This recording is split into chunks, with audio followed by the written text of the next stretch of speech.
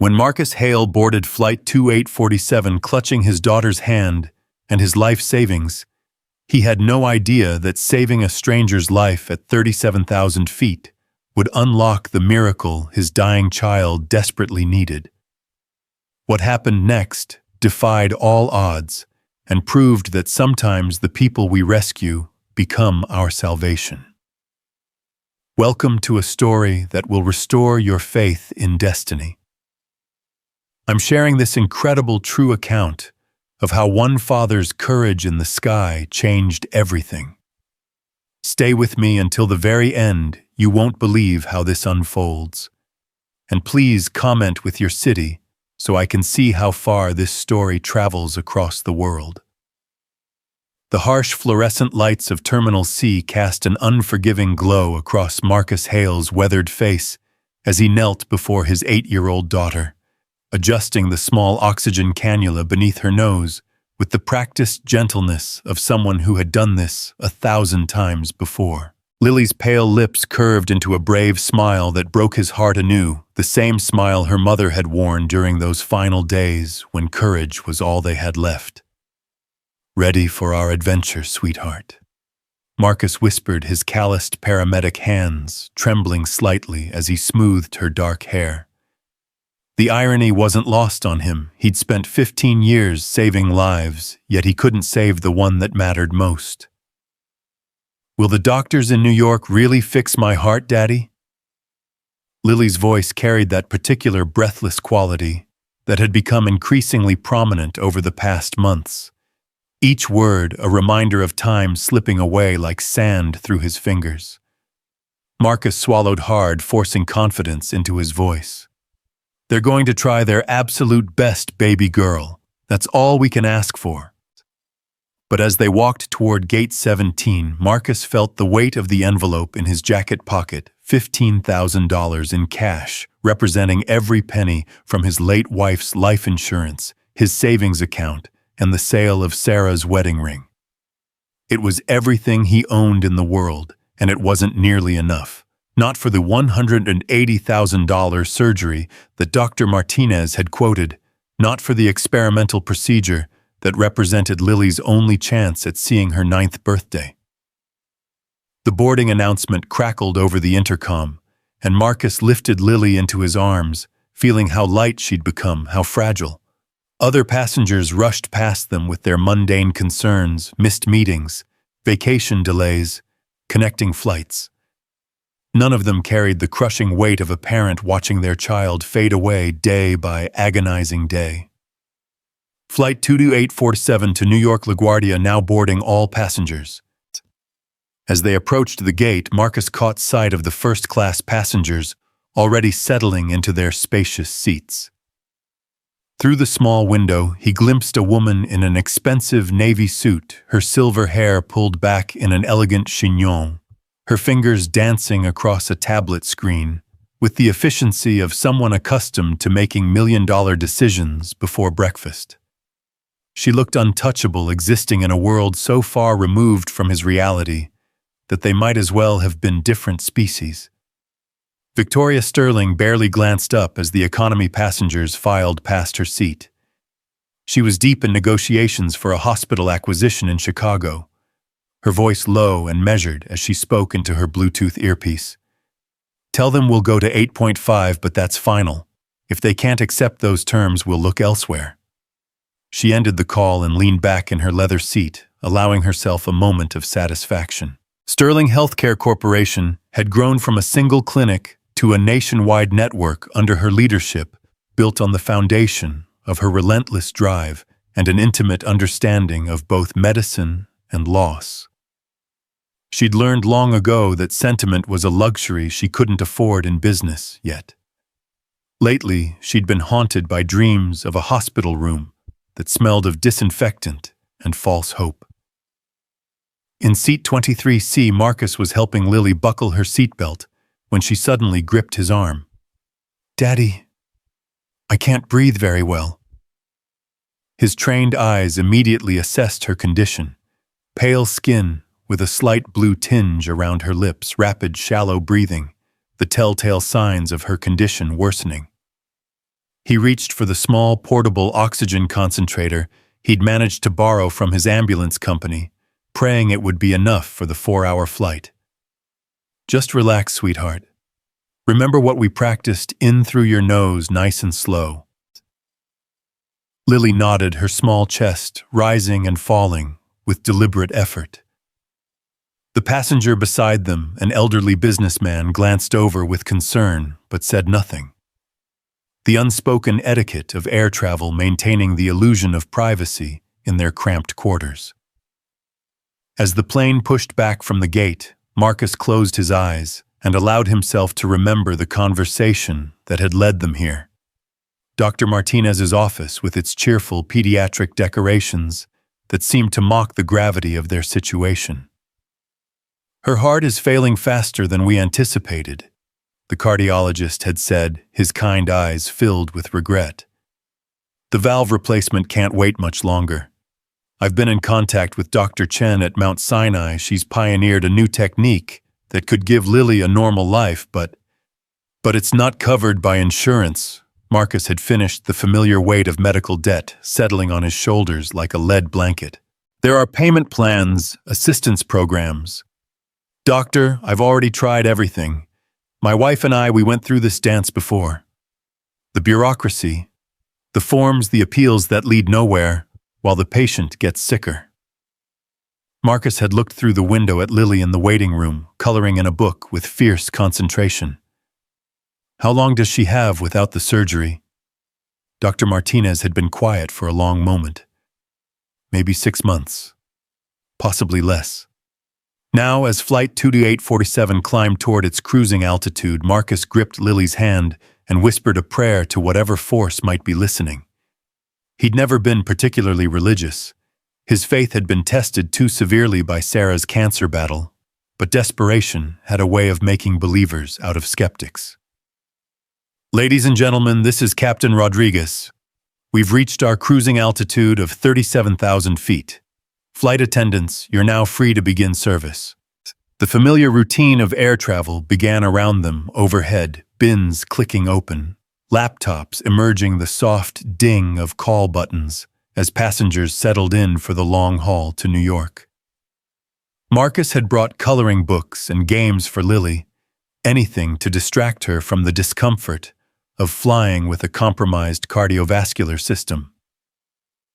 "Can you tell me about Mommy's favorite place again?" Lily asked, her small hand finding his. Marcus smiled, settling into the familiar comfort of Sarah's memory. "Central Park in the fall.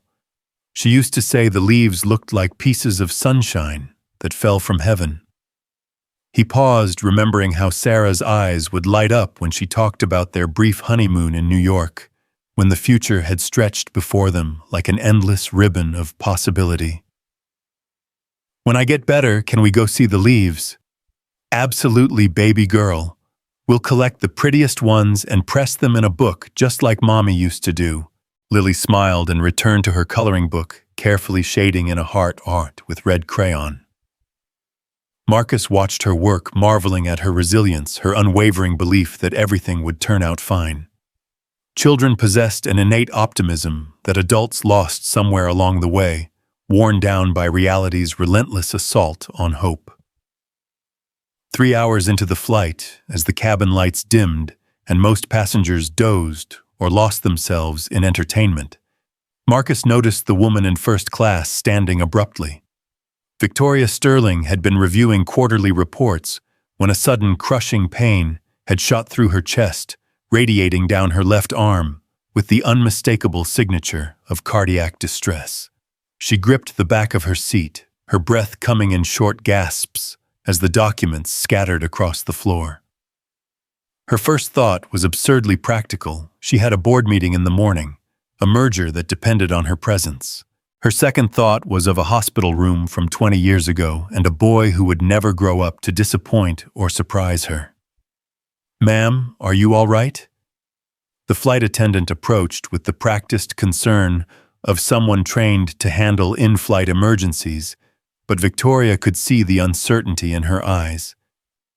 "I think I'm having—" Victoria's words were cut short as the pain intensified, and she collapsed forward, her body crumpling into the aisle with the graceless finality of a marionette whose strings had been severed.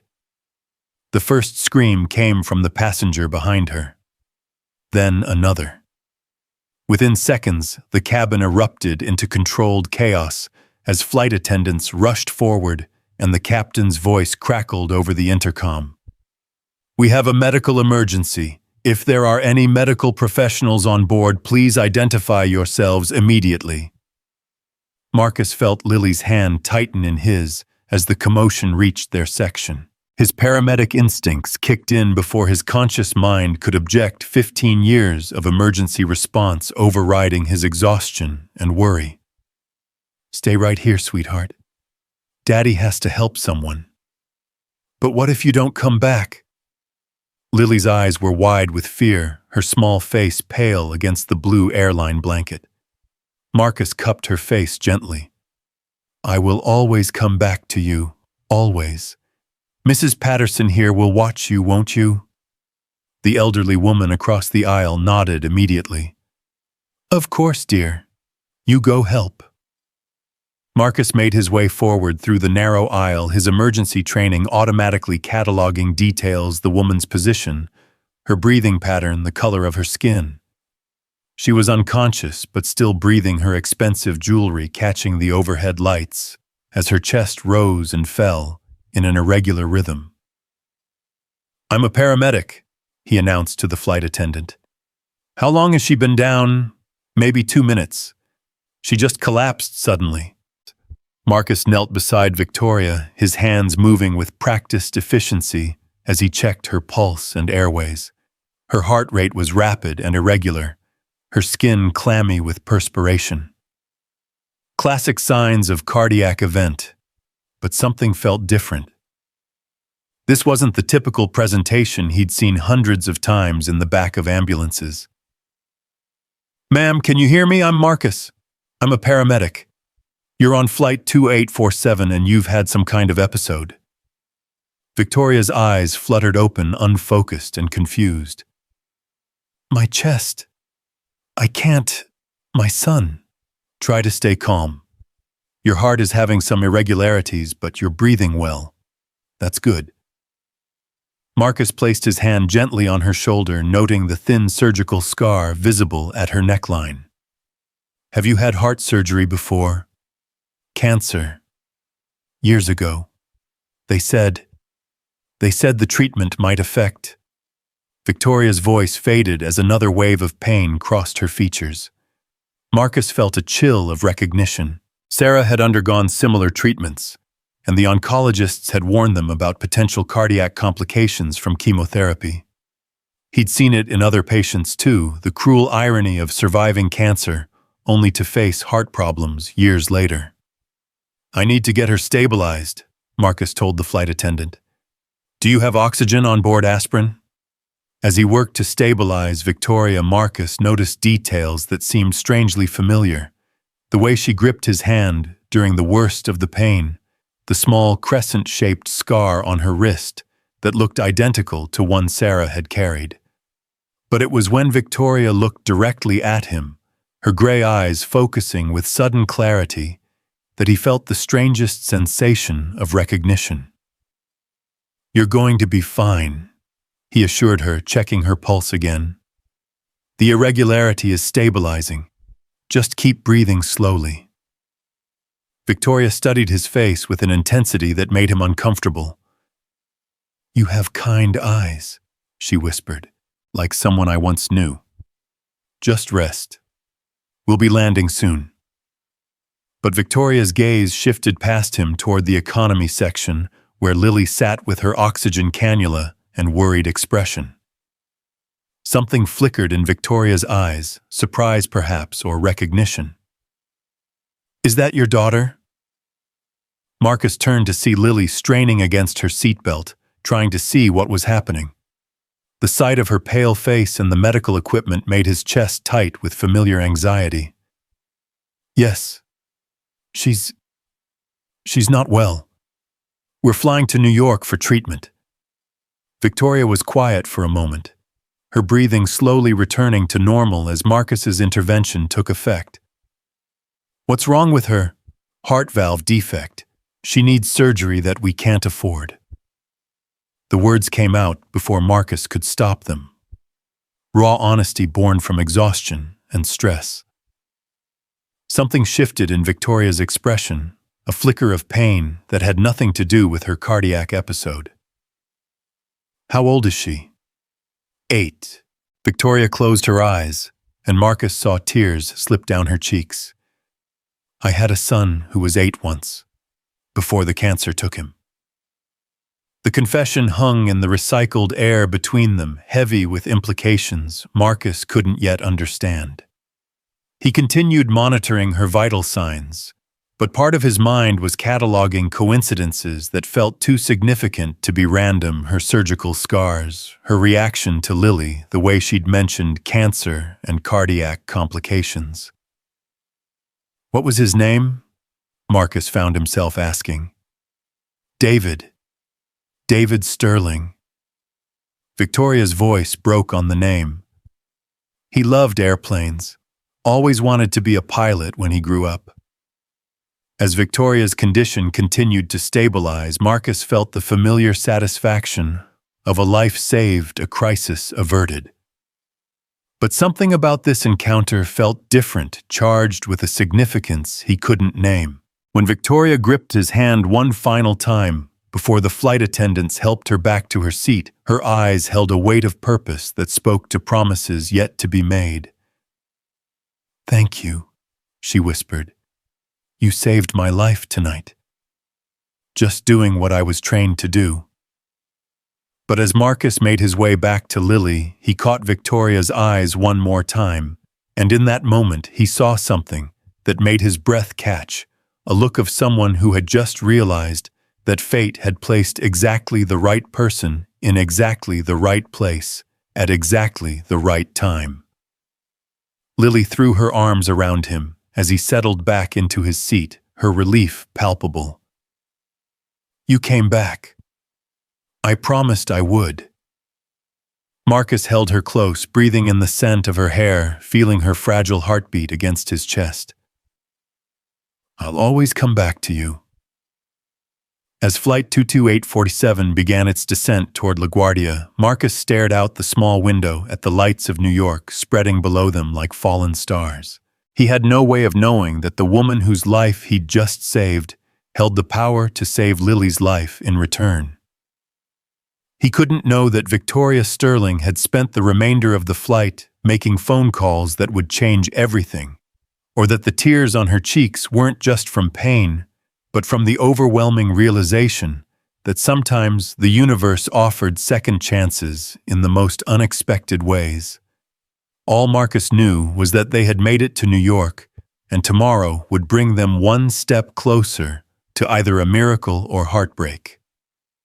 He tightened his arms around Lily as the plane touched down, carrying them into an uncertain future where hope and desperation walked hand in hand, and where the kindness of strangers might prove to be the very salvation they desperately needed. The wheels of Flight 22847 kissed the runway at LaGuardia with a gentle bump that barely disturbed the sleeping passengers, but Marcus felt it like a seismic shift in his universe. They had arrived in the city of possibilities, carrying with them nothing but hope, determination, and $15,000 that wouldn't be nearly enough. What he didn't know was that in first class, Victoria Sterling was already making the phone calls that would transform their impossible dream into an inevitable reality. As they prepared to disembark, Marcus caught one last glimpse of the woman he'd helped, now walking steadily with the flight attendant's assistance. For just a moment, their eyes met across the cabin divide, and Victoria offered him a small smile that held promises neither of them could yet understand. "Ready, sweetheart?" Marcus asked Lily as they gathered their simple belongings. "Ready, Daddy. Let's go save my heart." The humid New York air hit them like a wall as they emerged from LaGuardia Airport, carrying with it the mingled scents of exhaust fumes, hot asphalt, and the indefinable energy of 8 million dreams colliding in concrete canyons. Marcus hefted their single duffel bag over his shoulder while keeping his other arm protectively around Lily, whose breathing had grown more labored during the descent. The portable oxygen concentrator wheezed quietly beside them, a mechanical reminder that time was not their ally. "Look, Daddy!" Lily pointed toward the Manhattan skyline, where the evening sun painted the glass towers in shades of amber and gold. "It looks like a fairy tale city." Marcus smiled despite the knot of anxiety in his stomach. "Your mommy always said New York was magical. She said if you believed hard enough, anything could happen here." The taxi ride into Manhattan cost $47 money. Marcus calculated automatically, his mind constantly tallying their dwindling resources. The driver, a weathered man with kind eyes, noticed Lily's medical equipment in the rearview mirror and refused to take the tip Marcus offered. "My daughter, she was sick once too," the driver said in accented English. "You keep that money. You need it more than me." As they pulled away from the curb, Marcus felt tears prick his eyes. Kindness from strangers had become both a blessing and a reminder of how desperate their situation truly was. Their hotel room on the Upper West Side was small, but clean, with a view of a brick wall and a sliver of sky. Marcus had booked it primarily for its proximity to Mount Sinai Hospital and its advertised rate of $69 per night. Every expense had been calculated and recalculated, leaving no room for error or unexpected costs. "Can we order room service?" Lily asked, bouncing slightly on the bed, before a coughing fit reminded her of her limitations. "Let's see what's around here first, sweetheart. Maybe we can find a nice deli just like in the movies."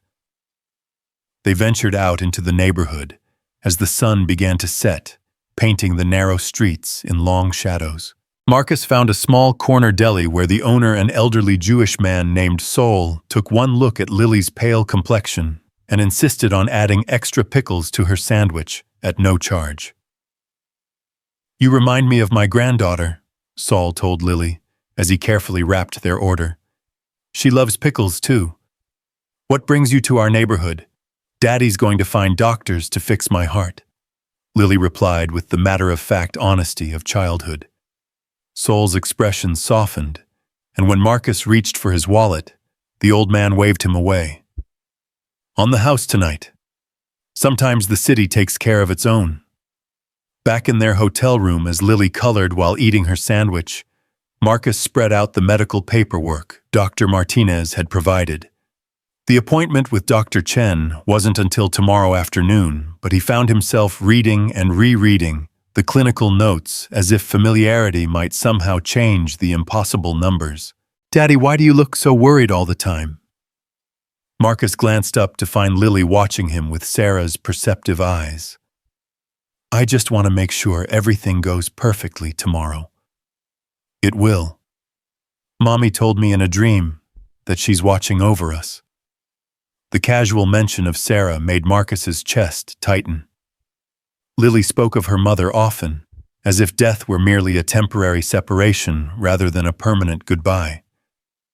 Sometimes Marcus envied his daughter's ability to find comfort in memories that only brought him pain. "What did Mommy say in your dream?" "She said that sometimes angels look like regular people, and we have to be ready to recognize them." Lily returned to her coloring, adding careful details to a picture of a heart surrounded by flowers. She said help comes from unexpected places. That night, as Lily slept with the steady rhythm of the oxygen concentrator, providing background music to her dreams, Marcus stood at their narrow window and watched the city below. Somewhere out there, millions of people were living their lives, some celebrating, some struggling, some facing their own impossible choices. He wondered how many other parents stood at similar windows, bargaining with fate for just a little more time. Meanwhile, across town in a penthouse suite overlooking Central Park, Victoria, Sterling sat in her study, unable to concentrate on the merger documents spread across her mahogany desk. Every few minutes, she found herself touching the spot on her chest where the pain had struck during the flight. But it wasn't physical discomfort that distracted her. It was the memory of Marcus's gentle hands and worried eyes, and the sight of his pale daughter watching from economy class. She'd built Sterling Healthcare Corporation from nothing, driven by the memory of her son David and the inadequate care he'd received during his final months. Every hospital acquisition, every policy change, every innovation she'd pushed through had been motivated by the promise she'd made at his bedside that other parents wouldn't have to watch their children suffer as he had suffered. Yet here she was, 20 years later, having encountered a father and daughter who embodied everything she'd sworn to prevent. The irony was almost cruel in its perfection. Victoria picked up her phone and dialed a number she knew by heart. "Dr. Chen, it's Victoria Sterling. I apologize for calling so late. Yes, I know it's been months since we've spoken. I need a favor, and it's urgent." The next morning dawned gray and drizzly, as if New York itself were reflecting Marcus's mood. Lily had slept poorly, her breathing becoming increasingly labored during the night, and Marcus had found himself checking her pulse every few hours, his paramedic training warring with his paternal anxiety. They took the subway to Mount Sinai, Lily, clutching his hand as they navigated the underground maze of tunnels and stairs. The other passengers gave them a wide berth, whether out of courtesy for Lily's obvious medical needs or simple New York indifference, Marcus couldn't tell. The pediatric cardiology wing of Mount Sinai was everything Marcus had hoped for and feared. State-of-the-art equipment housed in cheerfully decorated rooms designed to mask the gravity of childhood illness. Lily was immediately enchanted by the aquarium in the waiting room, pressing her nose against the glass to watch the tropical fish swimming in endless circles. "Mr. Hale." A nurse with a gentle smile and efficient manner approached them. "Dr. Chen will see you now." Dr. Chen was younger than Marcus had expected, with precise movements and an air of controlled competence that inspired both confidence and intimidation. She reviewed Lily's case files while Lily sat on the examination table, swinging her legs and studying the medical equipment with curious eyes. "The valve damage is extensive," Dr. Chen said without preamble, her honesty as sharp as a scalpel. "Traditional approaches won't be sufficient. We're looking at a complete valve replacement using a new biomechanical hybrid technique I've been developing." "What are the success rates?" Marcus asked, though he dreaded the answer almost as much as he needed to hear it. 87% full recovery assuming no complications. Without surgery." She paused, glancing at Lily, who was now examining a stethoscope with intense concentration. 6 months, possibly less. The numbers hung in the air between them like a death sentence wrapped in statistical precision. Marcus had known, of course, Dr. Martinez had prepared him for this conversation, but hearing it again made his knees weak with desperation. "And the cost? $180,000. I understand this represents a significant financial burden, but I want you to know that we do offer payment plans, and there are occasionally grant opportunities." "Dr. Chen." A nurse appeared in the doorway, her expression apologetic but urgent. "I'm sorry to interrupt, but there's a call for you." The caller said it was regarding the Hale case specifically. Dr. Chen frowned, excusing herself to take the call in the corridor. Through the slightly open door, Marcus could hear fragments of conversation words, like full coverage and private funding, that made no sense in the context of their situation. "Daddy, the lady doctor looks surprised," Lily observed, having apparently been listening as well.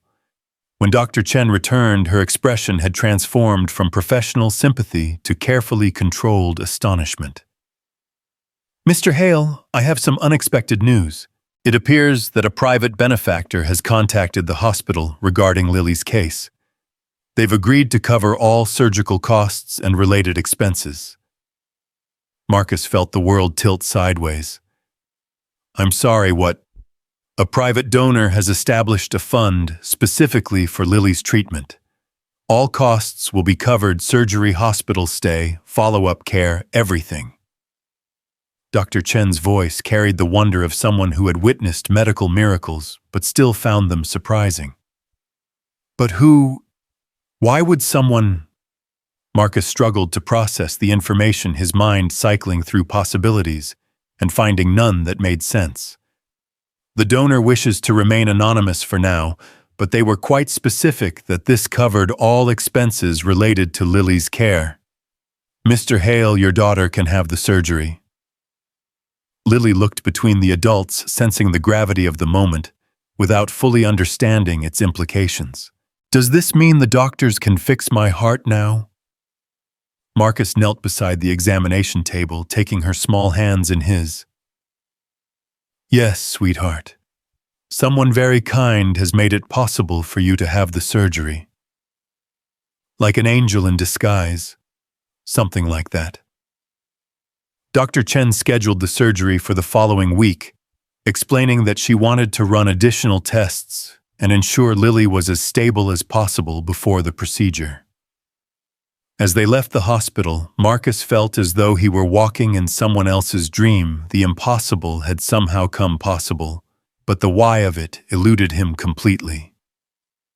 They spent the afternoon in Central Park, where Lily fed ducks with bread Saul had insisted they take from the deli. The autumn leaves were just beginning to turn, painting the trees, in the early stages of their annual transformation.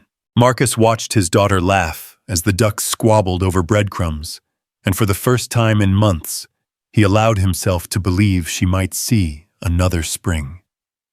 Daddy, look. Lily pointed across the pond to where a woman sat alone on a bench, her silver hair catching the afternoon sunlight. Isn't that the lady from the airplane? Marcus followed her gaze and felt his breath catch. Victoria Sterling sat perfectly still, watching them with an expression he couldn't read. Even at a distance, there was something deliberate about her presence, as if she had sought them out rather than simply happened upon them. Stay right here by the pond, Marcus told Lily. I'm going to go talk to that lady. As he approached Victoria's bench, she looked up with eyes that held too much knowledge and not enough surprise. Hello, Marcus. How are you feeling about Dr. Chen? The casual mention of the doctor's name confirmed what Marcus had already begun to suspect. It was you. You're the anonymous donor. Victoria gestured to the space beside her on the bench. Please sit down. We need to talk. Marcus remained standing, his mind reeling with questions and a growing sense of unease. Why would you pay for Lily's surgery? You don't even know us. But I do know you. Perhaps not your name or your story, but I know the weight you carry. I know what it's like to watch your child fade away while you fight a system that treats desperation as a pre-existing condition. Victoria's voice carried a weariness that spoke of battles fought and lost. 20 years ago, I sat where you're sitting now. Your son, David. Leukemia. 8 years old, just like Lily. For 6 months, I threw everything I had at his illness.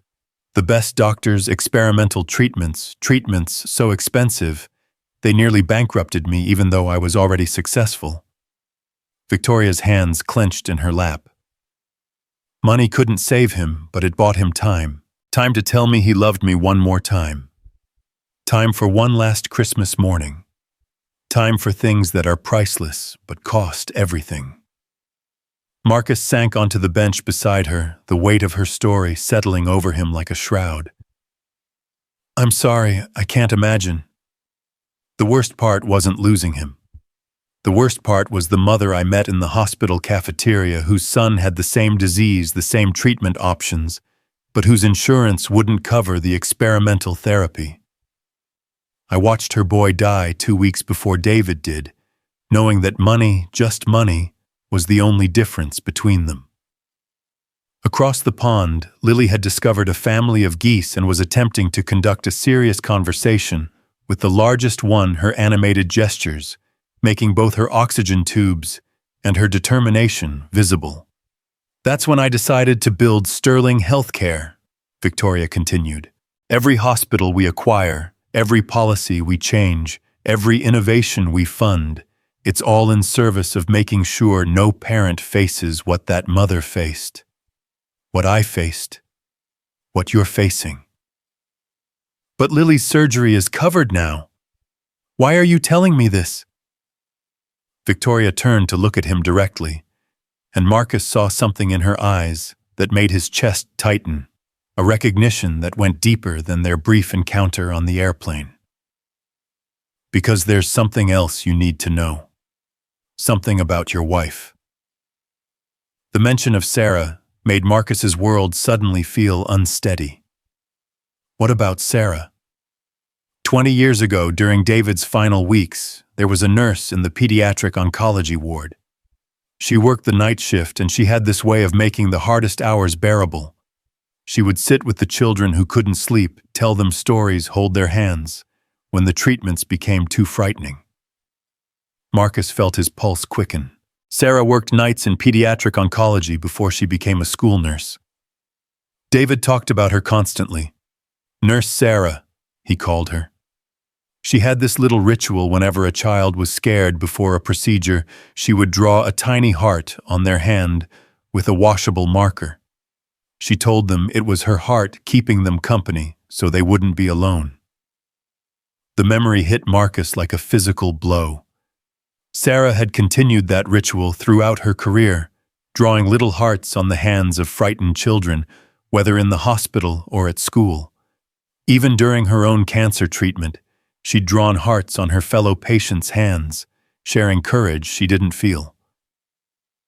The night before David died, Sarah stayed with him for hours. I'd fallen asleep in the chair beside his bed, and when I woke up, she was holding his hand, humming some old lullaby my grandmother used to sing. He wasn't conscious anymore, but she stayed anyway. Victoria's voice broke slightly. When she saw I was awake, she said something I've never forgotten. Every child deserves to be loved in their final moments, but more than that, every child deserves to be fought for while they still have moments left. Marcus felt tears streaming down his face, the image of Sarah comforting a dying child, both heartbreaking and perfectly essentially her. She never told me about David specifically, but she used to talk about the night shift kids. She said they taught her that hope wasn't about outcomes, it was about presence. She made me a promise that night, Victoria said softly. She made me swear that if David didn't make it, I wouldn't let his death be meaningless. She said that every child we could save would carry a piece of him forward, and that love doesn't end with death, it multiplies. Victoria reached into her purse and withdrew a small faded photograph. It showed a young boy with bright eyes and a mischievous smile, his bald head covered by a cap decorated with airplanes. But what made Marcus's breath catch was the small heart drawn in marker on the back of the boy's hand, visible where he was waving at the camera. This was taken 2 days before he died. Sarah drew that heart. Victoria's thumb traced the edge of the photograph with the tenderness of a prayer. For 20 years, I've been trying to fulfill the promise I made to her. When I saw you on that plane, saw your daughter with her oxygen tubes and brave smile, it felt like Sarah was keeping a promise of her own. The pieces of an impossible puzzle were falling into place around Marcus, creating a picture so intricate and meaningful that it took his breath away. The plane, the medical emergency, the mysterious donor, none of it had been coincidence.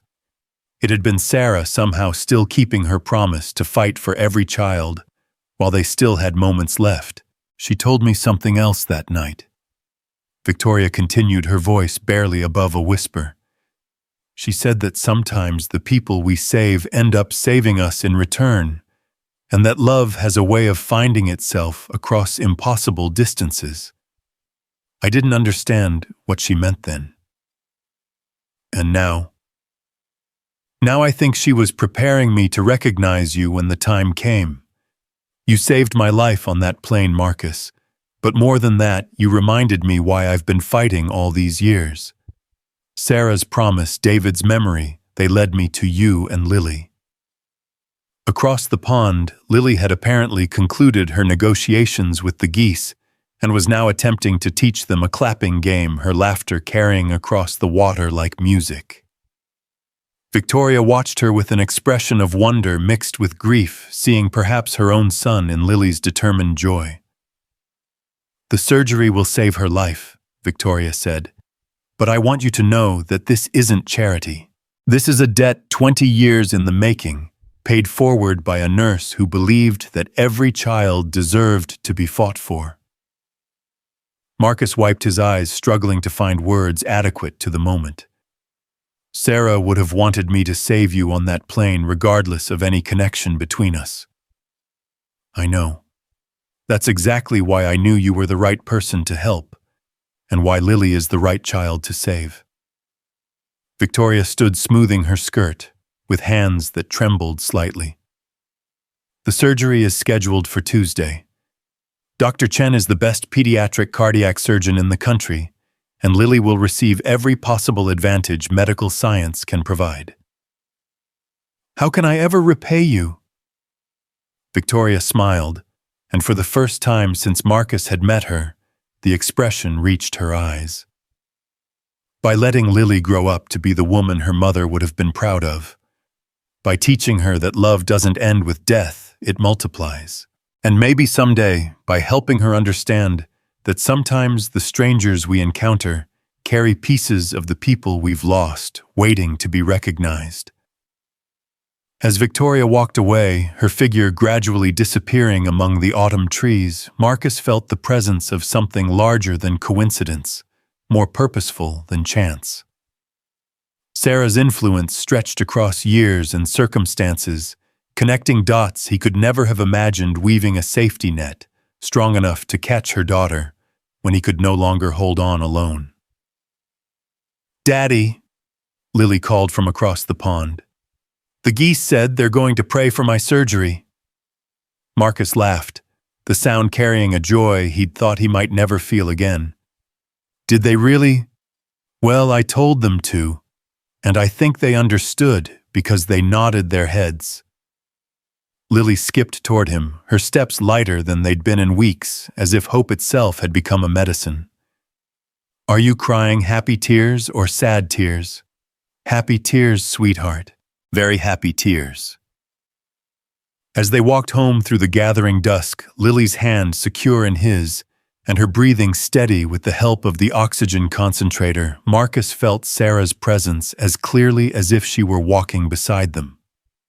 The impossible had become inevitable, not through luck or coincidence, but through the kind of love that refuses to be contained by death, the kind of promise that finds ways to keep itself across decades and heartbreak.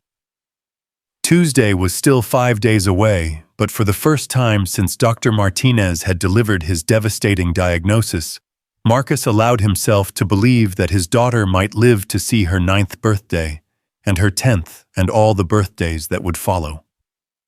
The stranger on the plane had indeed turned out to be an angel in disguise, just as Lily had predicted, carrying Sarah's promise forward into an impossible future that was somehow miraculously about to become real. The weekend stretched before them like a bridge between their old life of desperate hope and their new reality of surgical possibility. Marcus found himself caught in the strange limbo of preoperative waiting, where every moment felt simultaneously eternal and fleeting. Saturday morning brought unseasonably warm weather, and he decided to take Lily on the subway to visit the Museum of Natural History, partly to distract her from Tuesday's looming surgery, and partly because Sarah had always promised to take her there someday. As they climbed the steps to the museum's grand entrance, Lily paused to catch her breath, her small hand gripping the railing with determination that broke Marcus's heart. Even the simplest activities had become monumental efforts for her, yet she refused to complain or ask to rest. Look, Daddy. She pointed up at the towering skeleton of a Tyrannosaurus Rex visible through the museum's windows. It's like a dragon, but real. Inside the museum's cathedral-like halls, they wandered among displays of ancient worlds and distant stars. Lily was particularly fascinated by the planetarium show about the formation of the solar system, her eyes wide with wonder as simulated galaxies swirled overhead. "Do you think Mommy can see all the stars from heaven?" she whispered during a quiet moment between narrations. Marcus felt the familiar tightening in his throat that came whenever Lily mentioned Sarah. "I think she can see everything beautiful in the universe, including you." "After my surgery, will I be strong enough to become an astronaut?" The question hit him with unexpected force. For months he'd been focused solely on keeping Lily alive from day to day. But her innocent inquiry suddenly opened up vistas of possibility he'd been afraid to contemplate. College career grandchildren, a whole life stretching ahead if Tuesday's surgery succeeded. "You can become anything you want to be, sweetheart. The universe is waiting for you to explore it." They ate lunch in the museum cafeteria where Lily carefully drew pictures of dinosaurs and planets in her sketchbook while picking at a grilled cheese sandwich. Marcus watched other families around them, parents taking photos, children running between tables. The casual chaos of ordinary life that he'd almost forgotten existed outside the realm of medical crises. "Mr. Hale." A soft voice behind him made Marcus turn around. A young woman with dark hair and kind eyes approached their table hesitantly. "I'm sorry to bother you, but are you the gentleman who helped someone on Flight 2847 from Phoenix?" Marcus felt a flutter of unease. "How did you know that?" "I'm Dr. Sarah Mitchell. I work with Dr. Chen at Mount Sinai. Ms. Sterling asked me to check on you, and Lily make sure you're both doing well before Tuesday." The woman's smile was gentle and professional. "I hope you don't mind. She's concerned about you both." Lily looked up from her drawing with interest. "Are you a heart doctor too?" "I'm a pediatric anesthesiologist," Dr. Mitchell explained, sitting down across from them. "I'll be taking care of you during your surgery, making sure you sleep comfortably while Dr. Chen fixes your heart." "Will I have good dreams?" "The very best dreams. Some children tell me they dream about flying with angels or swimming with dolphins. What would you like to dream about?" Lily considered this seriously. "I want to dream about dancing with my mommy in a field full of sunflowers. She used to say that's what heaven looks like." Dr. Mitchell's eyes softened. "That sounds like a perfect dream. I'll make sure to suggest it to your sleeping mind." As Dr. Mitchell chatted with Lily about the surgery process in terms a child could understand, Marcus found himself studying her face. There was something familiar about her features, something that nagged at the edges of his memory. "Dr. Mitchell," he said finally. "Have we met before?" "You look familiar."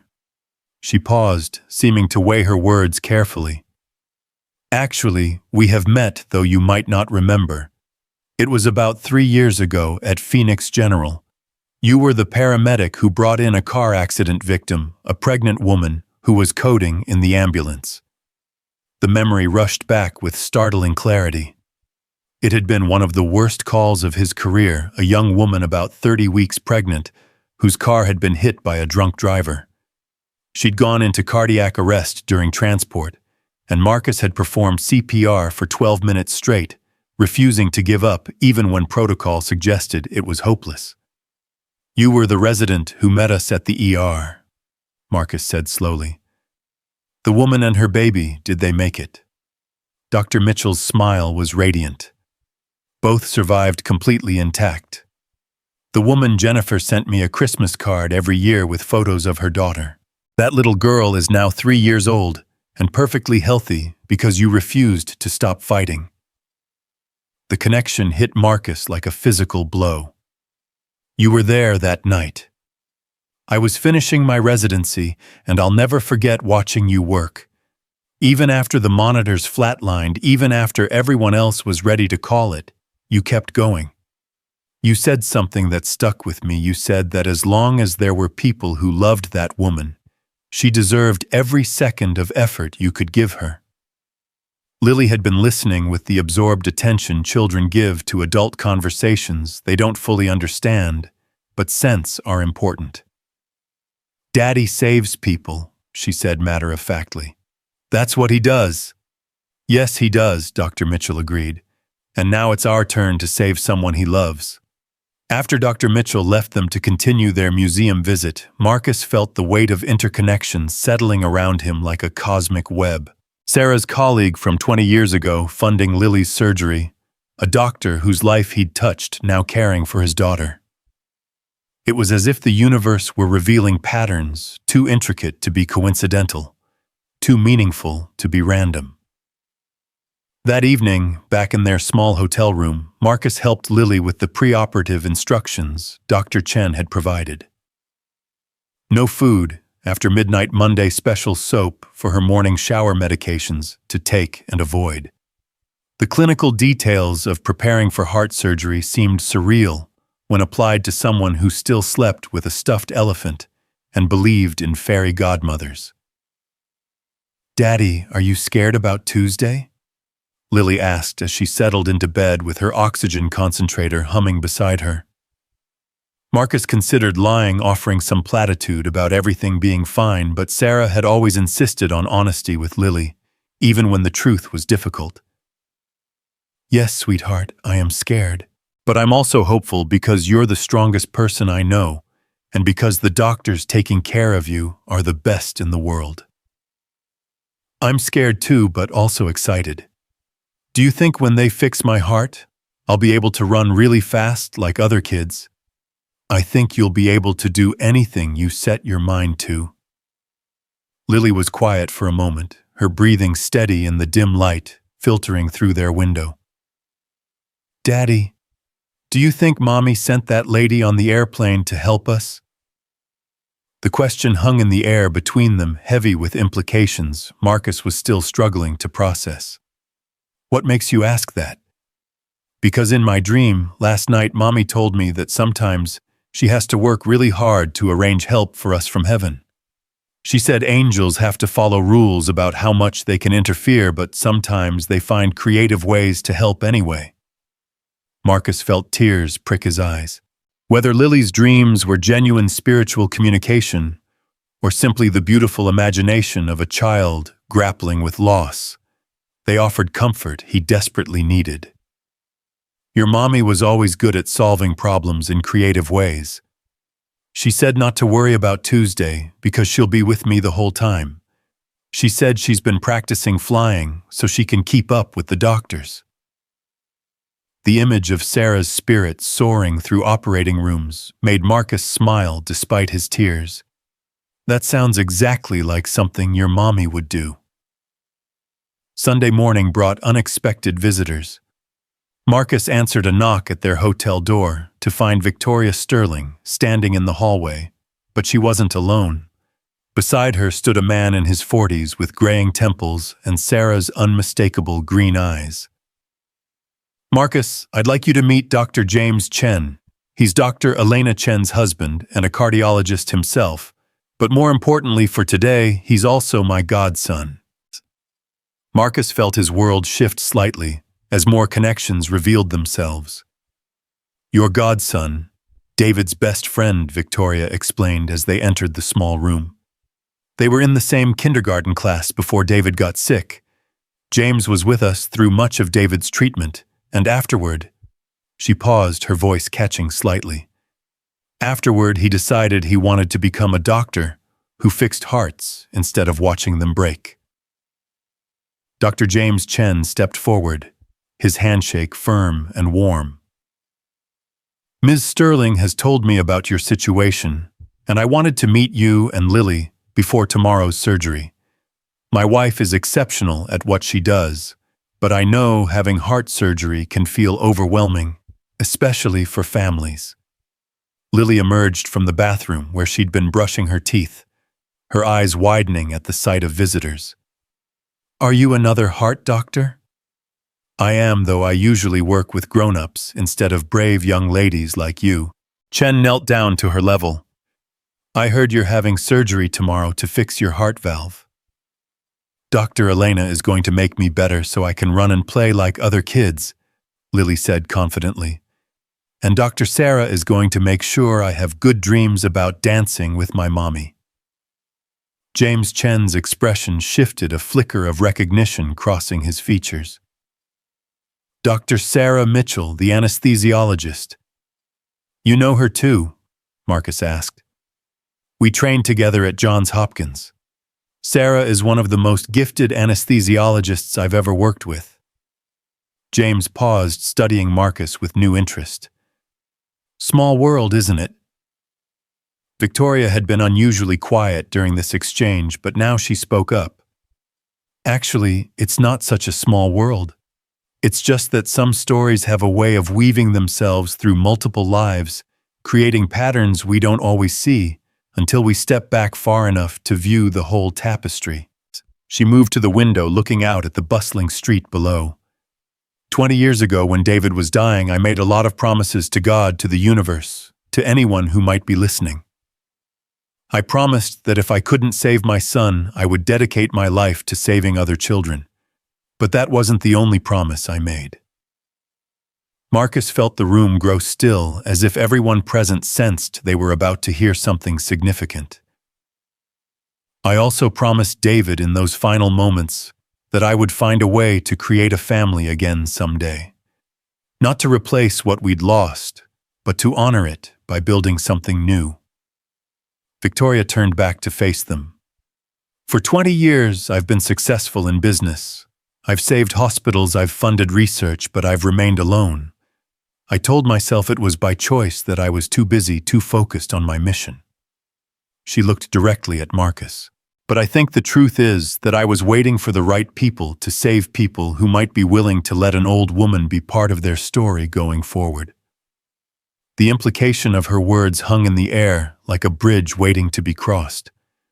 Marcus felt his heart racing, not with anxiety, but with the recognition of possibility he'd been afraid to name. "What are you saying, Victoria?" "I'm saying that after Lily's surgery, after she recovers and becomes the healthy, vibrant child she deserves to be, I'd like to be part of watching her grow up. Not as a stranger who helped once, but as family." Her voice carried the vulnerability of someone offering their heart, knowing it might be refused. "I'm saying that Sarah's promise to fight for every child led me not just to Lily, but to both of you, and I think that's exactly what she intended." Lily, who had been listening with the intense focus she gave to all important adult conversations, suddenly broke into a radiant smile. "You mean like a grandma?" Victoria's composure finally cracked, tears spilling down her cheeks. "If you'd like that. If your daddy thinks it would be okay." Marcus looked at this woman who had appeared in their lives like an answer to prayers he'd been afraid to voice. She had lost a son and spent 20 years trying to fill that emptiness with purpose, while he had been trying to save a daughter and fill the emptiness Sarah's death had left behind. The symmetry was almost too perfect to believe. "Lily," he said softly, "what do you think about having a Grandma Victoria?" "I think Mommy would say that's exactly what she was planning all along." Lily walked over to Victoria and took her hand with the casual confidence of a child accepting love wherever she found it. "Will you teach me about business and hospitals and how to help other sick kids?" Victoria laughed through her tears. "I'll teach you everything I know if you'll teach me how to be a grandmother, Doctor." James Chen had been watching this exchange with growing emotion. "You know," he said quietly, "David used to talk about wanting a sister. He said when he got better, he was going to ask his mom to adopt a little girl so he wouldn't be lonely anymore." "He never told me that," Victoria whispered. "He was planning to surprise you." He said he wanted to find a little girl who needed as much love as he did, so you could both take care of each other. James smiled at Lily. I think he would have loved you very much. The hotel room had become a sanctuary of connection, filled with the kind of family that forms not through blood, but through shared loss hope and the mysterious ways that love finds expression across time and circumstance.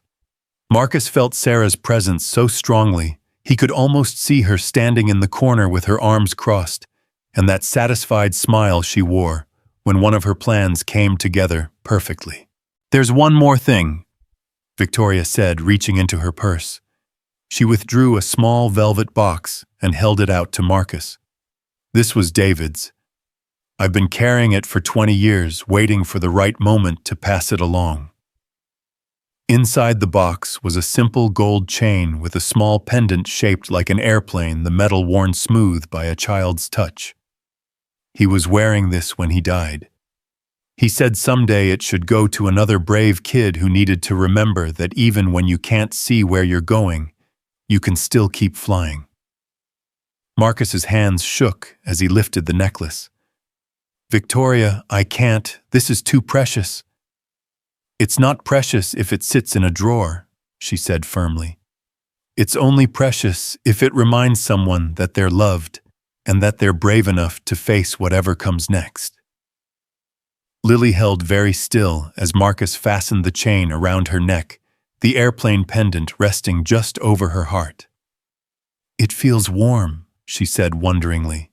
That's David's courage keeping your heart company, Victoria explained. Tomorrow when you're in surgery, remember that you're carrying the bravery of everyone who loves you. Your daddy, me, your mommy watching from heaven, and a little boy who wanted to be a pilot but became an angel instead. As evening approached, and their visitors prepared to leave, Victoria pulled Marcus aside while Lily was showing Dr. Chen her drawings of dinosaurs and spaceships. I want you to know, she said quietly, that regardless of how you feel about my offer to be part of your family, Lily's surgery and all her future medical needs are completely covered. That's not conditional on anything except my promise to Sarah and my love for that little girl in there. And how I feel about having you as family. Victoria's smile was tentative, hopeful. I'm hoping you'll give a lonely old woman the chance to love you both the way I should have been loving someone all along. Sarah gave me a gift 20 years ago when she showed me how to find meaning in loss. Now you've given me a gift by letting me recognize love when it arrives wearing the disguise of coincidence. Marcus thought about the past week, the plane, the surgery funding, the web of connections that had brought them to this moment, and realized that Victoria was right. None of it had been coincidence. It had been love working through human hands and hearts to weave safety nets strong enough to catch falling families and lift them toward hope. Lily's going to need someone to spoil her rotten after she recovers from surgery, he said finally. I excel at spoiling. It's one of my few untested skills. And she'll need someone to teach her about being strong and successful and not letting the world tell her what she can't do. I wrote the book on that subject. Marcus smiled, feeling lighter than he had in years. Then I guess we'd better figure out how to be a family, because that little girl in there has already decided you belong to us. That night, as Lily slept with David's airplane pendant, catching the light from the street lamp outside their window, Marcus sat in the chair beside her bed and called his sister in Phoenix. Kelly, it's Marcus. I need to tell you something amazing that's happened, and I need you to understand that I'm not delirious from stress. He paused, listening to Lily's steady breathing, watching the gentle rise and fall of her chest. It turns out miracles are real, and they come disguised as strangers on airplanes who turn out to be exactly the angels we needed all along.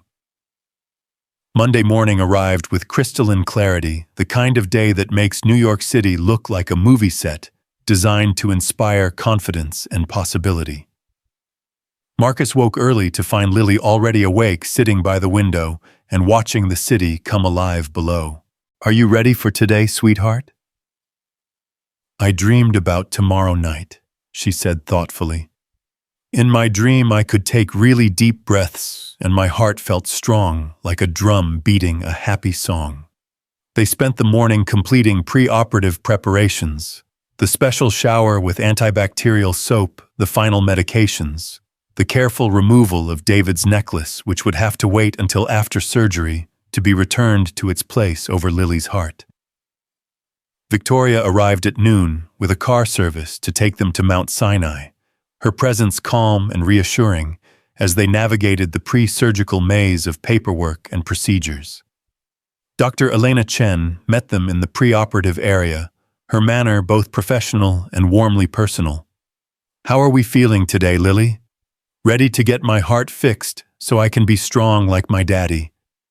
"That's exactly the attitude we like to see. Now I want you to know that there will be a lot of people in the operating room tomorrow, all working together to take the very best care of you. Dr. Sarah will make sure you're comfortable, and I'll be fixing your heart valve so it works perfectly." Lily nodded seriously. "And my mommy will be there too, making sure everyone remembers how much I'm loved." Dr. Chen's eyes met Marcus's over Lily's head, a moment of understanding passing between them. "I'm sure she will be. Love is the most powerful medicine we have." As they completed the final preparations, Marcus found himself surrounded by a community he hadn't known existed. Dr. Sarah Mitchell stopping by to review anesthesia plans. Dr. James Chen consulting on cardiac protocols, Victoria quietly handling logistics with the efficiency of someone accustomed to making impossible things happen. Even Saul from the deli appeared with a care package of Lily's favorite pickles and a hand-drawn card from his granddaughter, wishing her luck. "You see," Victoria murmured to Marcus, as they watched Lily accept well wishes from this unlikely collection of supporters. "Family isn't just about blood. Sometimes it's about all the people who show up when showing up matters most." That evening, as Marcus tucked Lily into her hospital bed for the last time with her original damaged heart, she looked up at him with Sarah's eyes and spoke words that would stay with him forever. "Daddy, I want you to know that no matter what happens tomorrow, I've had the most wonderful life. I got to have the best daddy in the world, and I got to love the most beautiful mommy, and now I have a grandma who flew across the country just to save me. Even if I were going to heaven tomorrow, I'd still be the luckiest girl who ever lived." Marcus kissed her forehead, his heart breaking and healing simultaneously. "You're going to have many, many more wonderful years, sweetheart. This is just the beginning of your story." "I know," she said sleepily. "Mommy told me in my dream that tomorrow starts the part where I get to be the hero of my own adventure, instead of just being brave while other people take care of me." As Lily drifted off to sleep, Marcus sat beside her bed, holding Victoria's hand, both of them keeping vigil over the child who had brought them together and shown them that love never really dies. It just finds new ways to express itself through the strangers who turn out to be exactly the family we needed all along. Tomorrow would bring surgery risk and the possibility of complete healing. But tonight, in the quiet of the preoperative ward, Marcus felt Sarah's presence like a benediction, her promise to fight for every child finding its ultimate expression in the woman beside him, and the sleeping girl whose repaired heart would carry forward all the love that had refused to be contained by death, distance, or the seemingly impossible odds against finding each other in a world of 8 billion strangers who sometimes miraculously turn out to be exactly the angels we've been praying for all along. The morning of Lily's surgery dawned with the kind of hushed anticipation that seems to hold the entire world in suspended animation.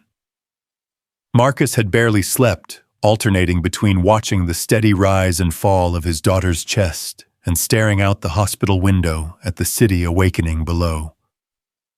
At 5:30, as the first hints of sunrise painted the Manhattan skyline in shades of gold, and Rose Lily stirred in her narrow hospital bed. "Is it time, Daddy?" Her voice carried the drowsy confusion of someone caught between sleep and waking, but her eyes were alert and surprisingly calm. "Almost, sweetheart. The nurses will be here soon to take you to the pre-op area." Marcus smoothed her hair, marveling at how small she looked in the adult-sized hospital bed, yet how much strength seemed to radiate from her delicate frame. Victoria had spent the night in the chair beside them, refusing Marcus's suggestions that she return to her hotel. She stirred now at the sound of their voices, her silver hair slightly mussed, but her eyes immediately focused and alert. "Good morning, my brave girl," she said softly, reaching over to take Lily's hand. "How did you sleep?" "I dreamed I was flying," Lily replied, her face lighting up with the memory. "Not in an airplane, but really flying like a bird. And Mommy was there teaching me how to navigate by following the stars." Marcus felt his throat tighten. "That sounds like a beautiful dream." It was. And in the dream, Mommy told me that today is going to be perfect, because all the people who love me are going to be holding my heart while the doctors fix it. Dr. Sarah Mitchell appeared in the doorway, her scrubs fresh and her smile warm despite the early hour. "Good morning, Lily. Are you ready for our adventure today?" "I'm ready. Will you remember to tell my sleeping mind to dream about dancing with Mommy?" "I'll remember everything we talked about." Dr. Mitchell approached the bed, her manner gentle but professional. "I have something special for you today." She held up a small stuffed airplane no bigger than Lily's palm. "This is going to come with you into the operating room, so you'll have a friend keeping you company the whole time." Lily accepted the toy with reverence, her fingers tracing its tiny wings. "It looks like the airplane on my necklace." "That's not a coincidence," Victoria said quietly. "Dr. Mitchell asked me what would comfort you most, and I told her about David's necklace." The preoperative area bustled with controlled activity as nurses and technicians prepared for the day's surgeries.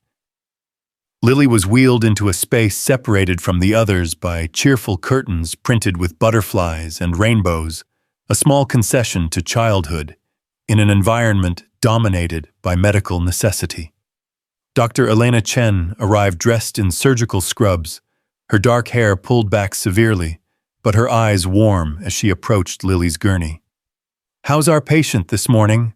Ready to get a strong heart," Lily announced with a confidence that made all the adults exchange glances of amazement. "That's exactly what we're going to give you. Now I want to explain what's going to happen so you won't be worried about anything."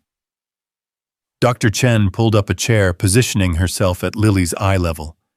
"First, Doctor, Sarah is going to help you fall asleep with medicine that makes you feel like you're floating on a cloud.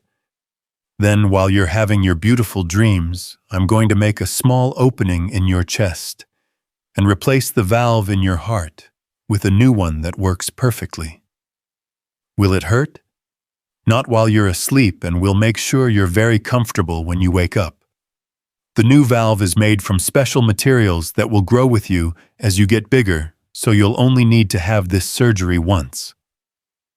Lily nodded solemnly, processing this information with the seriousness of someone twice her age. "How long will I be asleep?" "About 4 hours. When you wake up, your daddy and Grandma Victoria will be right there waiting for you." The casual use of Grandma Victoria made the older woman's eyes fill with tears. In the space of a week, she had gone from being a stranger to being claimed as family by a child whose capacity for love seemed to expand to include everyone who showed her kindness. Dr. James Chen appeared at the nurses' station, consulting with the surgical team about final preparations. He caught Marcus's eye and approached the family area.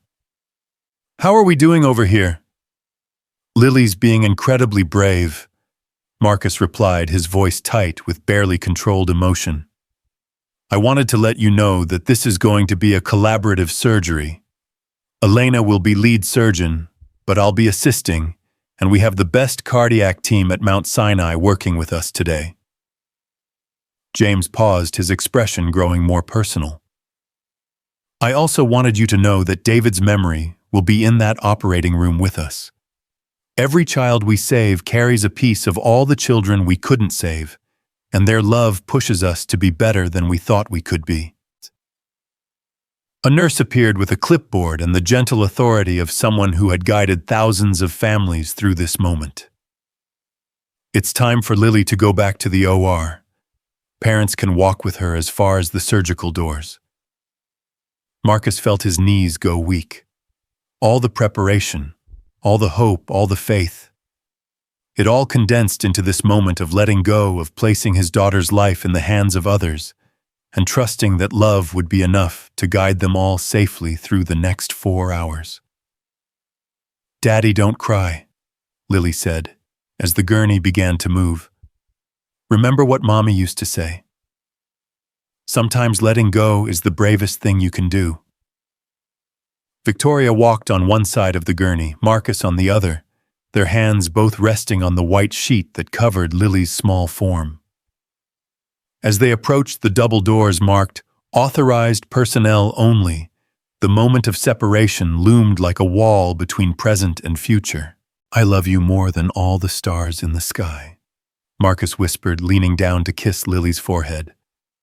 I love you more than all the fish in the ocean, she replied, their familiar exchange carrying the weight of ritual and comfort. And I love you more than I ever thought it was possible to love someone I've known for such a short time, Victoria added, her voice breaking slightly. That's because love doesn't need time, Lily said, with the wisdom that sometimes emerges from children facing extraordinary circumstances. Love just needs room to grow, and there's always room if you make space in your heart. Dr. Sarah Mitchell took control of the gurney as they reached the surgical doors. This is where we say goodbye for now, she told Marcus and Victoria gently. The next time you see her, she'll have a perfect heart and a lifetime of adventures ahead of her. As the doors swung closed behind them, Marcus felt as though part of his soul had been carried away on that gurney. Victoria's arm slipped through his, offering support and taking comfort in equal measure, and together they walked toward the family waiting area where the next 4 hours would unfold with excruciating slowness. The surgical waiting room at Mount Sinai had been designed with family comfort. In mind, soft lighting, comfortable seating, a coffee station, and windows that looked out over the East River. But no amount of thoughtful design could ease the particular agony of parents waiting while their child's chest was opened and their heart was stopped and restarted by human hands guided by skill, experience, and hope. Marcus and Victoria settled into chairs near the window where they could see the morning sun climbing higher over the water. Other families occupied the space around them, each lost in their own bubble of anxiety and prayer, each waiting for word that would either validate their faith or shatter their world. Tell me about Sarah, Victoria said after they had been sitting in silence for nearly an hour. I knew her professionally briefly, but I want to know about her as Lily's mother, as your wife. Marcus smiled despite his anxiety, grateful for the distraction of happy memories. She was the kind of person who made everyone around her feel like they mattered.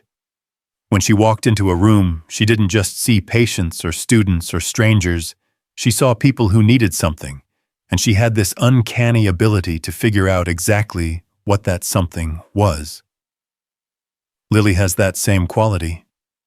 Sarah used to say that some people are born with their hearts turned outward, always looking for ways to give love instead of get it. She said those people usually have the hardest lives because they feel everything so deeply, but they also have the most beautiful lives because they experience connection everywhere they go. Victoria nodded thoughtfully. That describes David perfectly. Even when he was sickest, he was more worried about the other children in the ward than about himself. He used to save half his dessert to give to kids who were too nauseated to eat their own meals. They shared stories as the morning progressed, weaving together the threads of memory that connected their children across time and circumstance. Sarah's habit of leaving encouraging notes in Marcus's lunchbox. David's collection of airplane models that he gave away to other hospitalized children before he died. Lily's insistence on thanking the hospital janitors and cafeteria workers by name because everyone who helps sick kids is important. At 11:30, Dr. James Chen emerged from the surgical area still wearing his scrubs, but with his surgical cap removed. Marcus and Victoria both stood immediately, their hearts racing, as they tried to read his expression. "How is she?" Marcus asked, his voice barely above a whisper. James smiled, the kind of smile that carries relief and triumph in equal measure. "She's perfect. The surgery went flawlessly, better than flawlessly, actually. The valve replacement was textbook, and her heart responded beautifully to every intervention. Elena is just finishing up the closing now."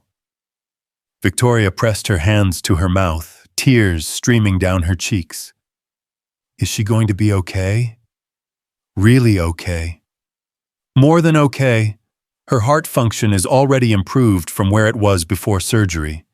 In 6 months, she'll be able to do everything any other 8-year-old can do, and in a year, you'll have to work hard to remember that she was ever sick at all." Marcus felt his knees buckle with relief, and James caught his arm, steadying him with the practiced ease of someone who had delivered this news many times before. "When can we see her?" "She's being moved to recovery now. It'll be about an hour before she's awake enough for visitors. But I can take you to see her sleeping if you'd like."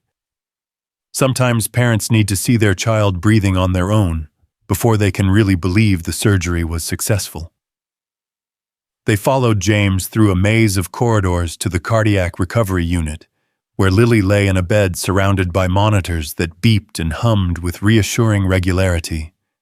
Her skin had more color than Marcus had seen in months, and even unconscious, she looked peaceful, in a way that spoke of a body finally functioning as it was meant to. "Look at her," Victoria whispered in amazement. "Even asleep, she looks stronger." Dr. Elena Chen appeared beside them, having changed out of her surgical gown, but still wearing the satisfied expression of a surgeon who had just performed a perfect procedure. "She did beautifully," Elena reported. Her heart took to the new valve like it had been waiting for it all along. "The tissue integration was perfect. The rhythm is strong and steady, and all her other systems are functioning normally." "When will she wake up?"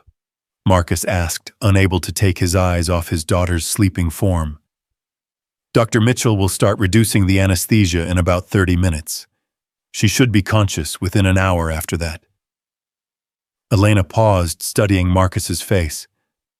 "I want you to be prepared that she might be groggy and disoriented when she first wakes up. That's completely normal after this type of surgery."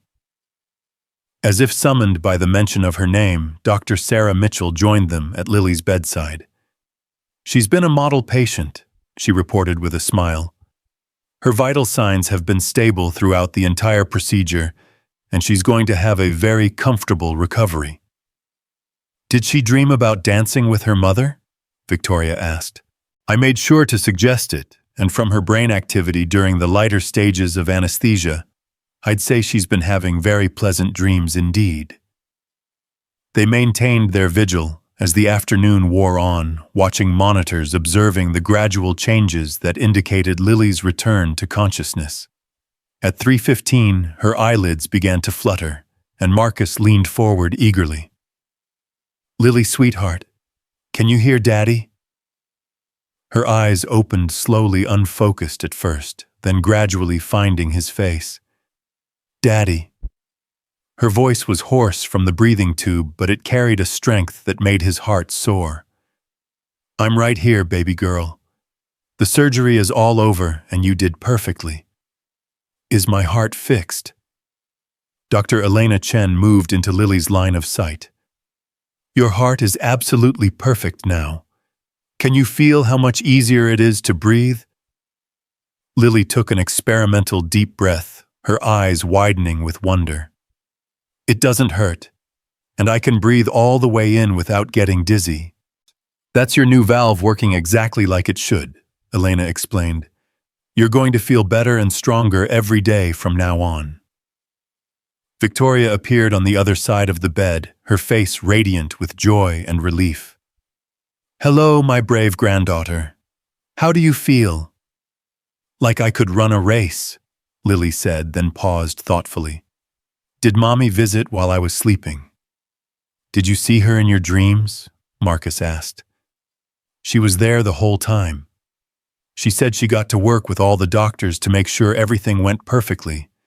And she said to tell you that she's not worried about me anymore, because now I have all of you to take care of me while she takes care of other kids who need her help. Marcus felt tears streaming down his face, but for the first time in months, they were tears of pure joy rather than fear and desperation. The recovery process unfolded like a time-lapse film of healing and renewal. Each day brought visible improvements, color returning to Lily's cheeks, energy levels rising, the gradual disappearance of the pallor and breathlessness that had marked her illness. By the third day post-surgery, she was sitting up in bed demanding to know when she could go explore the hospital's gift shop. The incision looks beautiful, Dr. Elena Chen reported during morning rounds. No signs of infection, excellent healing, and her heart function is better than we dared to hope. I think we can start talking about discharge. When? Marcus asked, hardly daring to believe they were approaching the end of this chapter. If she continues to progress like this, perhaps Friday. That would be 1 week post-surgery, which is actually faster than average, but Lily seems determined to prove that she's an exceptional patient. Victoria had barely left the hospital during Lily's recovery, conducting business calls from the family lounge, and turning Lily's room into an impromptu office where she could work while keeping an eye on her new granddaughter. She had also been quietly making arrangements that she hadn't yet discussed with Marcus. I've been thinking about your housing situation, she said one afternoon, as they watched Lily work on a puzzle depicting various types of aircraft. Your apartment lease in Phoenix is up next month, isn't it? Marcus nodded. I haven't thought much about what comes next. I suppose I'll look for another place when we get back. What if you didn't go back? What if you considered staying in New York? The suggestion caught Marcus off guard. Victoria, I appreciate everything you've done, but I can't let you. This isn't about letting me do anything, she interrupted firmly. This is about what makes sense for Lily's continued care and for all of us as a family, Dr. Chen wants to monitor Lily's progress closely for the first year after surgery. Mount Sinai has one of the best pediatric cardiology programs in the country, and frankly, I've gotten accustomed to having you both in my life. Lily looked up from her puzzle with interest. Does this mean we could live near Grandma Victoria and visit the museum whenever we want? It means, Victoria said carefully, that I have a proposition for your father. Sterling Healthcare is opening a new emergency medicine training center here in Manhattan. We need someone to develop the curriculum and oversee the paramedic training programs, someone with extensive field experience who understands both the medical and human sides of emergency care. Marcus stared at her. You're offering me a job. I'm offering you a career that would utilize everything you've learned as a paramedic, while also giving you the stability and financial security that Lily deserves. The salary would be more than enough to support you both comfortably, and the position comes with comprehensive medical benefits that would cover all of Lily's ongoing care. And it just happens to be based in New York where you live. Victoria smiled. That's not a coincidence. I told you I wanted to be part of watching Lily grow up. I meant it." Marcus looked at his daughter, who was now bouncing slightly with excitement, despite her recent surgery. "What do you think, sweetheart? Would you like to live in New York? Can we get an apartment where I can see the stars?" "We'll find you the best star-viewing apartment in the city," Victoria promised. That evening, after Lily had fallen asleep, Marcus and Victoria walked to the hospital's outdoor garden, where they could speak privately about the magnitude of the changes being proposed. "This is all happening so fast," Marcus said, settling onto a bench beside a fountain, where the sound of running water provided a soothing backdrop to their conversation. "Some decisions require time to consider all the angles," Victoria replied. "Others are simply recognition of what was always meant to be. Which kind of decision does this feel like to you?" Marcus considered the question seriously. "A week ago, I thought I knew what our life was going to look like, struggling to pay medical bills, watching Lily get sicker, maybe losing her despite everything I could do to save her. Now you're telling me that not only is she going to be completely healthy, but that we can have financial security and the kind of family support I never dared to hope for." "Sarah's influence," Victoria said simply. "She promised to fight for every child while they still had moments left, but I think she also promised to fight for every family while they still had hope left." "You really believe she orchestrated all of this, the plane, the medical emergency, your decision to fund Lily's surgery?" Victoria was quiet for a long moment, watching the play of light on the fountain's spray. "I believe that love finds ways to express itself that we don't always understand. I believe that Sarah's love for you and Lily was strong enough to reach across death and guide you both toward exactly the help you needed. And I believe that my love for David was strong enough to recognize that help when it appeared even disguised as a medical emergency at 37,000 feet. And your love for us now is real and growing stronger every day, not as a replacement for the family I lost, but as a continuation of the love that has been looking for expression ever since David died." Victoria turned to face him directly. "I'm not asking you to let me take care of you out of guilt or obligation or even gratitude. I'm asking you to let me love you both, because that's what my heart wants to do, and because I think it's what your hearts want too." Marcus felt the truth of her words settling into his bones, like warmth after cold. "Lily's already claimed you as family. And how do you feel about that? Like maybe Sarah knew exactly what she was doing when she made sure our paths crossed." Marcus smiled. "Like maybe the three of us were always meant to find each other, and everything else was just the universe arranging the proper introductions." Friday morning arrived with the kind of crisp autumn air that makes promises of new beginnings feel tangible and achievable. Lily had been awake since dawn, eagerly anticipating her discharge and the start of what she had taken to calling her new life with a strong heart. Dr. Elena Chen arrived for final rounds with a folder full of discharge papers and a smile that suggested complete satisfaction with her patient's recovery. "How are we feeling today, Lily?" "Like I could climb mountains," Lily replied, sitting up straighter than Marcus had seen her sit in months. "That's exactly what I like to hear. Now I want to go over some instructions for the next few weeks while your body finishes healing." The instructions were far less restrictive than Marcus had feared. No heavy lifting for 6 weeks, but normal activity encouraged. Regular cardiology follow-ups, but no daily medications required.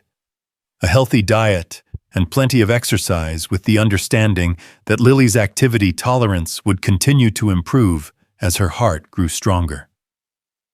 "When can I start dance lessons?" Lily asked, her eyes bright with possibilities she had never dared to voice before. "In about 2 months, if that's something you'd like to do," Dr. Chen replied. "Your heart is going to be able to handle any activity you want to try."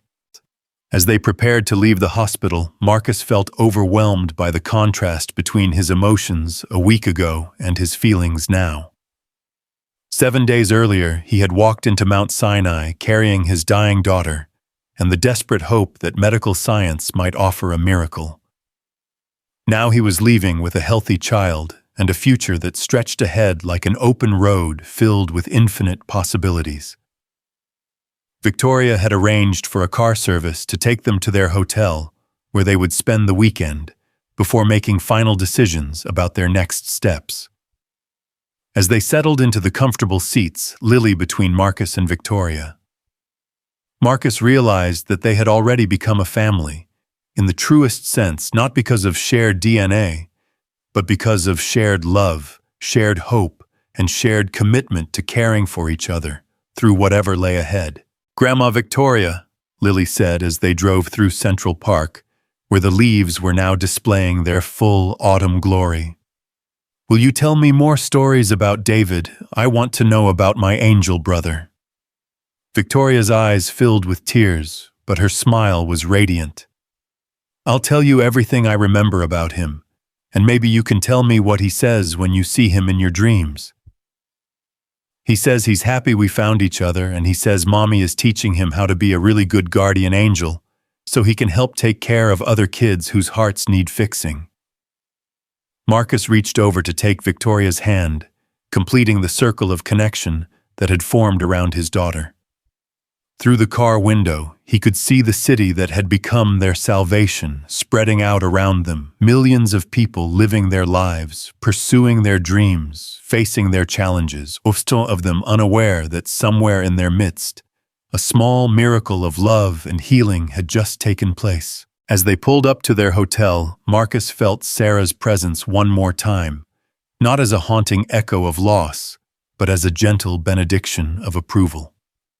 She had kept her promise in ways he never could have imagined, fighting for her child, by arranging exactly the right help, at exactly the right moment, delivered by exactly the right people who were destined to become family.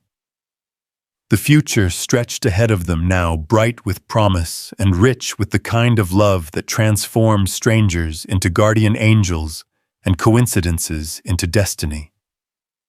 Lily's heart was strong, their family was complete, and somewhere in the mystery of connection that binds all human souls together, Sarah and David were smiling, their own love multiplied through the earthly hands that had learned to carry it forward into a world where miracles still happen to those brave enough to recognize them when they arrive. The weekend passed in a blur of planning and possibility, with Victoria making phone calls to arrange everything from apartment viewings to school enrollment, while Marcus marveled at how quickly their entire future was being reshaped. By Sunday evening, they had toured 3 apartments on the Upper West Side, each more beautiful than the last, each representing a life Marcus had never dared to imagine for himself and Lily. "This one has the best view of the stars," Lily announced as they stood in the living room of a 2-bedroom apartment on the 15th floor, the city lights twinkling below them like earthbound constellations. "It also has a doorman who seems very fond of children," Victoria observed with a knowing smile. "And it's only 6 blocks from the best elementary school in the neighborhood." Marcus walked to the floor-to-ceiling windows holding Lily's hand as they looked out over the city that was about to become their home. "Are you sure about this, sweetheart, leaving Phoenix, starting over in a completely new place?" Lily considered this with the seriousness she brought to all important questions. "Daddy, I think sometimes home isn't a place you go back to. Sometimes it's a place you discover when you're brave enough to let your heart lead you somewhere new." The wisdom in her words took his breath away. "Where did you learn to be so smart? From Mommy, from you, and from Grandma Victoria. And also from David. He visits me in my dreams and tells me things about being brave and about how families can grow in ways you don't expect." Victoria wiped tears from her eyes as she joined them at the window. "Well, then I suppose we should tell the realtor we'll take it." 3 weeks later, Marcus stood in that same living room surrounded by boxes, and the controlled chaos of a family settling into a new home. Lily sat cross-legged on the floor, unpacking her art supplies with the focused determination of someone organizing tools for important work. She had been drawing constantly since her surgery, vibrant pictures of hearts and airplanes and families of varying configurations, all watched over by figures she identified as angels with Sarah's face and David's airplane collection. "Daddy, where should I put my special box?" Lily held up a small wooden jewelry box that had belonged to Sarah, where she kept David's airplane necklace when she wasn't wearing it. "Wherever feels right to you, sweetheart." She walked to the window and placed the box on the wide sill where the morning sun would touch it first each day. This way, Mommy and David can see the whole city and watch over all the kids who need help. Victoria appeared in the doorway carrying coffee and the satisfaction of someone who had just finished setting up a proper home office in what used to be a rarely used second bedroom. "How are the unpacking efforts proceeding?" "Lily's been the most organized person in this entire process," Marcus replied, accepting the coffee gratefully. "I think she's more excited about this move than either of us." "That's because children understand something adults forget," Victoria said, settling into one of the new chairs she'd insisted on buying for the living room.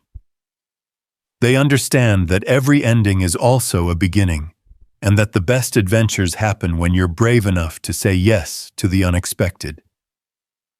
The phone rang, interrupting their domestic tranquility. Marcus answered to find Dr. Elena Chen on the line, calling with results from Lily's most recent cardiac follow-up. "I have excellent news," Dr. Chen reported, her voice carrying the satisfaction of a job well done. "Lily's heart function is now completely normal. Better than normal, actually.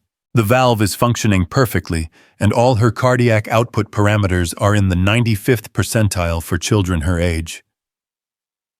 "What does that mean in plain English?" Marcus asked, though Lily's boundless energy over the past 3 weeks had already suggested the answer. "It means she has the heart of an athlete now. She can do absolutely anything any other 9-year-old can do, and probably more. I've never seen such a complete recovery from valve replacement surgery." After Marcus shared the news, Lily jumped up from her art supplies and spun in a circle, her arms outstretched, her face radiant with joy. "Can I call and tell Saul at the deli? And Dr. Sarah? And everyone who helped make my heart strong? We can call everyone," Marcus promised, watching his daughter dance around the living room with an energy and freedom that still amazed him every day. That afternoon brought their first visitor to the new apartment. James Chen arrived carrying a bottle of champagne and a gift bag that immediately captured Lily's attention. "A housewarming present," he explained as Lily carefully extracted a model airplane from the tissue paper. It was a replica of a vintage passenger plane painted in silver and blue, with tiny windows and propellers that actually turned. "It looks like the plane where we met Grandma Victoria," Lily observed, running her fingers over the smooth wings. "That's exactly what it's supposed to be. A reminder that sometimes the most important journeys happen when we least expect them." James settled into one of Victoria's new chairs, accepting a glass of the champagne Victoria had opened. "I also came to talk to you about something else." He reached into his jacket and withdrew an official-looking document. "Elena and I have been talking with the hospital administration about establishing a new program, a foundation that would provide funding for pediatric cardiac surgeries for families who can't afford them." Marcus felt his pulse quicken. "That's incredible. What would something like that involve?" "We want to call it the Sarah and David Foundation?" James continued, glancing at Victoria. "We'd like you both to be founding board members. Marcus, your experience as a paramedic, and now as a father who's been through this process, would be invaluable in helping us identify families who need help. And Victoria, your business experience and connections in the healthcare industry would help us make this a sustainable program." Victoria leaned forward, her eyes bright with interest. "How many children are we talking about helping?" "Potentially hundreds." There are families like yours all across the country. Good people facing impossible choices because their children need surgery they can't afford. With proper funding and organization, we could create a network that ensures no child dies from a treatable heart condition because of financial barriers. Lily had been listening while playing with her new airplane, but now she looked up with sudden intensity. Would we help kids like me, kids whose hearts are broken but could be fixed? Exactly like you, James confirmed. Every child we save would be saved partly because of what you went through, and partly because your family decided to turn their experience into help for others. Mommy would love that, Lily said with certainty. She always said that when something good happens to you, you should use it to make good things happen for other people too. Victoria reached for Marcus's hand. What do you think? Are you ready to help save more children's hearts? Marcus looked around the living room at Victoria, whose love had transformed their desperation into hope. At James, whose skill had given Lily a perfect heart. At Lily herself, healthy and vibrant, and ready to dance through life with the boundless energy of someone who had been given a second chance. The symmetry was perfect. They had been saved by strangers who became family, and now they would save strangers who might become family to others. I think, he said slowly, that Sarah and David would be proud to have their names on something that turns love into action. 6 months later, the Sarah and David Foundation held its first annual fundraising gala at the Plaza Hotel, a glittering event that brought together New York's medical and philanthropic communities in support of pediatric cardiac care. Marcus stood at the edge of the ballroom in his first ever tuxedo, watching Victoria work the room with the practiced ease of someone who had spent decades building relationships that could save lives. Lily, resplendent in a navy blue dress that matched Victoria's evening gown, was holding court at a table full of doctors and their families, explaining the Foundation's mission with the passionate eloquence of someone who had lived its necessity. Every month we help 3 families whose kids need heart surgery, she was saying to Dr. Sarah Mitchell, who had become a regular fixture in their lives over the past months. Last month we helped a little boy in Texas who was the same age I was when my heart got sick. His name is Miguel, and he sent me a picture of him playing soccer after his surgery. That must make you feel wonderful, Dr. Sarah replied. It makes me feel like my broken heart was worth something important. Like maybe I had to get sick so I could understand how to help other kids get better. Marcus felt a hand on his shoulder and turned to find Dr. Elena Chen approaching with a woman and young girl he didn't recognize. Marcus, I'd like you to meet Jennifer Thompson and her daughter Emma, Elena said. Emma just had valve replacement surgery last week, funded by the Sarah and David Foundation. Emma, who looked to be about 7 years old, stepped forward shyly. Are you Lily's daddy, the one who saves people in ambulances? I am. How are you feeling, Emma? Like I can breathe all the way to my toes, she replied with a giggle. Lily sent me a card in the hospital, and she drew a picture of 2 hearts dancing together. She said that's what it feels like when your heart gets strong. Jennifer Thompson's eyes were bright with tears as she shook Marcus's hand. I don't know how to thank you and your family. 3 months ago, I thought I was going to watch my daughter die. Now she's asking to sign up for gymnastics classes. No thanks necessary, Marcus replied, meaning it completely. This foundation exists because strangers helped us when we needed it most. Now we get to pass that help along. As the evening progressed, Marcus found himself thinking about the chain of connections that had brought them to this moment. A medical emergency on an airplane had led to a surgery that had led to a family that had led to a foundation that would save hundreds of children's lives. Sarah's promise to fight for every child, while they still had moments left, had multiplied beyond anything he could have imagined. Near midnight, as the gala wound down and the last guests were saying their goodbyes, Marcus and Victoria found themselves alone on the hotel's terrace looking out over Central Park, where autumn was giving way to winter. "Penny for your thoughts," Victoria said, wrapping her cashmere shawl more tightly around her shoulders. "I was thinking about how many lives Sarah touched without ever knowing it. 20 years ago, she comforted your son and made you a promise that led to saving Lily. Today, that same promise helped us raise enough money to fund heart surgery for 36 children over the next year." 62, Victoria corrected with a smile. 62. I may have made some additional commitments tonight. Sterling Healthcare is expanding its charitable giving program, and the foundation is going to be our flagship initiative. She paused, her expression growing thoughtful. "I keep thinking about what Lily said earlier about her broken heart being worth something important. I think she understands something profound about how suffering can become service when it's guided by love." They stood in comfortable silence, watching the lights of the city twinkle below them like earthbound stars. Somewhere in those lights were families facing the same desperate choices Marcus had faced a year ago, parents watching their children grow sicker while fighting systems that treated desperation as a pre-existing condition. But now there was help available, a safety net woven from love and maintained by the memory of children who had taught the adults in their lives that miracles happen when ordinary people decide to be extraordinary for each other. "There's something I want to ask you," Victoria said suddenly, her voice carrying a nervousness Marcus had never heard before. "What's that?"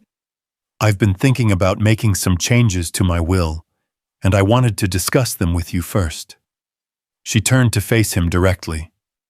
"I want to leave everything to Lily, the company, the foundation, all of it. But more than that, I want to formally adopt her as my granddaughter if you're comfortable with that." The request took Marcus's breath away. "Victoria, you don't need to." "I need to because she already is my granddaughter in every way that matters, and I want it to be official. I want her to know that she belongs to me just as much as I belong to her. And I want to ensure that if anything happens to me, she'll have the resources to continue the foundation's work and to build whatever life she dreams of." Marcus felt tears streaming down his face as the full impact of her words sank in. She would love that. Sarah would love that. "Then you'll consider it?" "I don't need to consider it. The answer is yes, absolutely yes. Lily couldn't ask for a better grandmother, and I couldn't ask for a better partner in raising her." Victoria smiled, the expression transforming her face with joy and relief.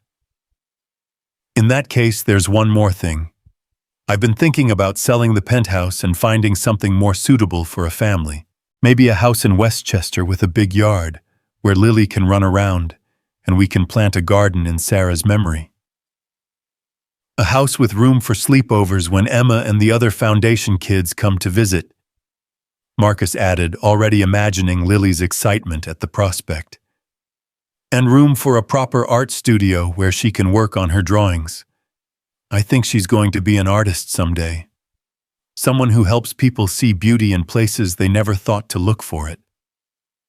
As they prepared to leave the terrace and return to the life they had built together, Marcus felt Sarah's presence one more time, not as a visiting spirit, but as a living part of the love that continued to shape their days. She was in Lily's laughter, in Victoria's fierce protectiveness, in the foundation that would carry her promise forward into futures they couldn't yet imagine. 2 years later, Marcus stood in the backyard of their house in Scarsdale, watching Lily race across the lawn with a kite shaped like an airplane her laughter carried on the spring wind. She was 11 now, tall for her age and radiating the kind of health that comes from a heart that has never known limitation. Her latest checkup had shown that her cardiac function remained perfect, and Dr. Elena Chen had officially declared her cured, not just treated, but completely restored to normal cardiac health. Victoria emerged from the house carrying a pitcher of lemonade and wearing a smile that had become her default expression since becoming a grandmother. "How's our pilot doing?" "She's gotten that kite higher than I've ever seen it go," Marcus replied, shading his eyes to track the red and silver diamond dancing against the blue sky. "That's because she understands something most people don't, that the trick to flying isn't avoiding the wind, it's learning to use it to lift you higher than you could go on your own." They settled into lawn chairs to watch Lily's aerial show, comfortable in the silence that comes from shared contentment. The garden they had planted in Sarah's memory was coming into full bloom around them. Sunflowers and roses, herbs and vegetables, everything chosen for its beauty and its ability to attract butterflies and hummingbirds. "Daddy, Grandma, look how high it's going," Lily called from across the yard. The kite now so high it looked like a real aircraft navigating the thermals above Westchester County. The Sarah and David Foundation received its 500th application this week. Victoria mentioned casually, though Marcus could hear the pride in her voice. 500 children who might not have had surgery otherwise. 500 families who won't have to face what we faced. Victoria paused, watching Lily adjust the kite string with the practiced skill of someone who had spent countless hours perfecting her technique.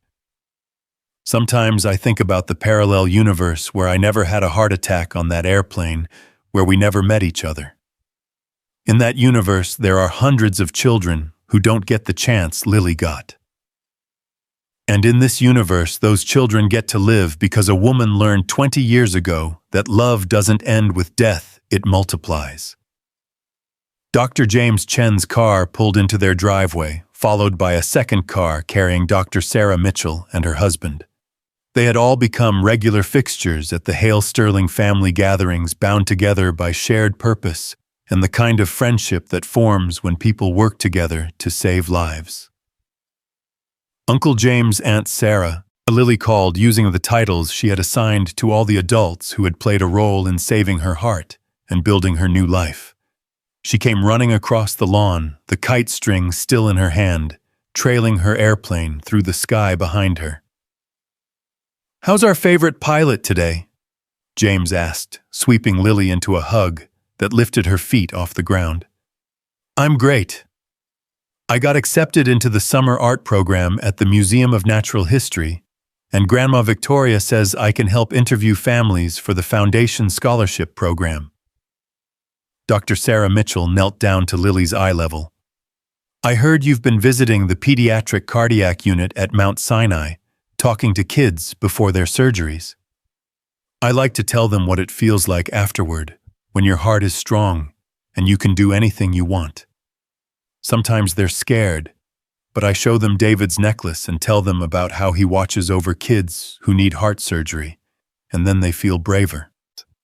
As the afternoon progressed into evening, their backyard filled with the easy conversation of people who had become family not through accident of birth, but through choice, shared values, and mutual commitment to caring for each other.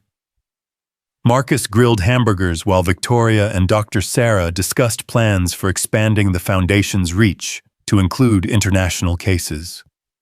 Dr. James and his wife played an elaborate game of tag with Lily that involved running in patterns that spelled out medical terms. As the sun began to set, painting the sky in shades of amber and rose, Lily's kite was still dancing overhead, a small miracle of engineering and determination that seemed to defy gravity through sheer force of will. "I have an announcement," Lily said suddenly, commanding the attention of all the adults with the authority of someone who had learned that her voice mattered and her ideas were worth hearing. "What's that, sweetheart?" Marcus asked. "I've decided what I want to be when I grow up. I want to be a pediatric cardiac surgeon like Dr. Elena, so I can fix other kids' hearts the way she fixed mine. And I also want to be an artist, so I can paint pictures of hope for families while they're waiting for their kids to get better." The declaration was met with silence as the adults absorbed the beautiful ambition of a child who had transformed her own suffering into a desire to serve others. "I think," Victoria said, finally, her voice thick with emotion. That would make everyone who loves you very proud. Your mommy David, and all of us who get to watch you grow up. And I think Sarah knew all along that this was exactly who you were going to become, Marcus added, pulling Lily close for a hug that encompassed all his love and admiration for the remarkable person his daughter was becoming. As darkness fell and the stars emerged overhead, Lily's kite finally came down, its day of flight complete, but its purpose fulfilled. They gathered around the outdoor table Victoria had set with her good china, because she believed that family dinners should be celebrated with the same reverence as state occasions. "Before we eat," Lily said, standing up with the solemnity of someone about to perform a sacred ritual, "I want to say thank you."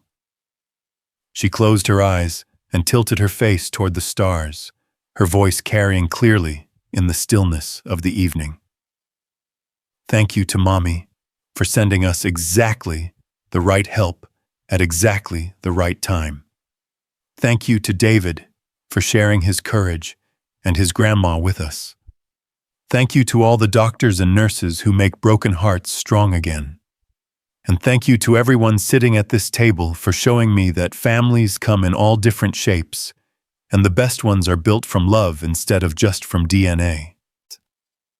Marcus felt tears on his cheeks as he looked around the table at faces illuminated by candlelight and affection. Victoria's eyes shone with the satisfaction of someone whose life had finally found its true purpose. Dr. James and Dr. Sarah smiled with the quiet joy of people whose work saved lives every day. And Lily glowed with the radiant health of someone whose second chance at life had become a gift to everyone around her. "To Sarah and David," Victoria said, raising her glass in a toast, "whose love refuses to be contained by death and continues to save children through the hands and hearts of everyone they touched. To Sarah and David." The table chorused their voices, carrying gratitude across the years to two souls whose brief earthly presence continued to ripple outward in ever-expanding circles of healing. As the evening wound toward midnight and their guests prepared to leave, Lily made one final announcement. "Next month is the anniversary of my surgery. I want to have a party, but not the regular kind. I want to invite all the families from the foundation whose kids got their hearts fixed this year. I want to show them that happy endings are real, and I want to ask them to help us think of ways to help even more kids." "That sounds like the perfect way to celebrate," Marcus agreed, marveling at his daughter's instinctive understanding that gratitude multiplies when it's shared. After their guests departed and the dishes were cleaned and put away, Marcus and Victoria sat on the back porch, watching Lily chase fireflies through the garden. She moved with the boundless energy of someone whose body had never known limits, whose heart pumped strong and steady with the rhythm of infinite possibility. "Do you think Sarah knows?" Victoria asked quietly. "Do you think she can see how her promise multiplied into all of this?" Marcus watched his daughter capture a firefly gently in her cupped hands, studying its glow with the wonder of someone who understood that the most beautiful things in life are often the most fragile and temporary. "I think she knows," he said finally, "and I think she's amazed by how much love can accomplish when it refuses to give up."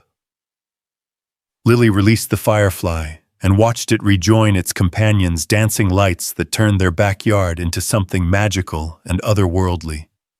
She looked up at the stars, where she claimed she could sometimes see her mother and David working together to arrange help for other families who needed miracles.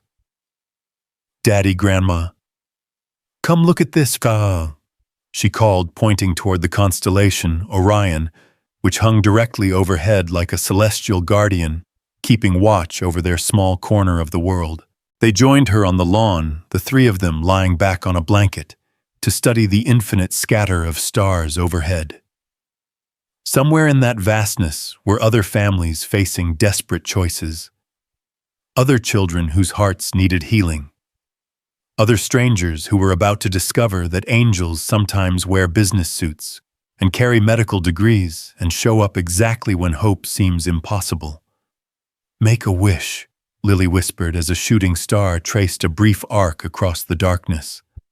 Marcus closed his eyes and wished for continued health for Lily, for the Foundation's continued success, for the kind of future where no child would die from a treatable condition simply because their family couldn't afford the cure.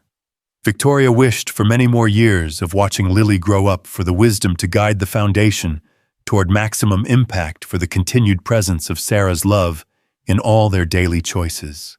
And Lily, whose wishes had a habit of coming true in ways no one expected, wished that every child in every hospital in every city in the world would have someone who loved them enough to fight for their life, and that every parent facing impossible choices would discover that angels are real and help arrives precisely when you most need it, usually wearing the face of a stranger who turns out to be exactly the family you never knew you were missing.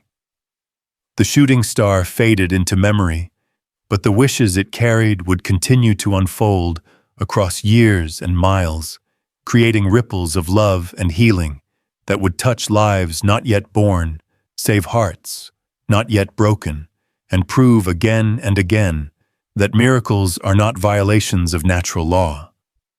They are expressions of love's refusal to accept defeat when applied with enough faith, courage, and the unwavering belief that every life is worth saving, and every child deserves the chance to discover who they were meant to become. As they finally went inside to sleep in the house built from love and furnished with gratitude, Lily paused at the window, where Sarah's jewelry box still sat on the sill, David's airplane necklace glinting in the starlight. She touched the glass gently, as if caressing the faces of those who watched over them from beyond the veil of ordinary sight. "Thank you," she whispered to her mother and her angel brother, "for teaching everyone that love never really dies. It just finds new ways to save the people who need saving most." And somewhere in the mystery that connects all hearts across time and space and circumstance, Sarah and David smiled, their own love multiplied beyond measure through the earthly hands that had learned to carry it forward, creating an endless chain of salvation that would stretch across generations, saving child after child after child, proving that sometimes the strangers we rescue on airplanes at 37,000 feet turn out to be the very angels we've been praying for all along.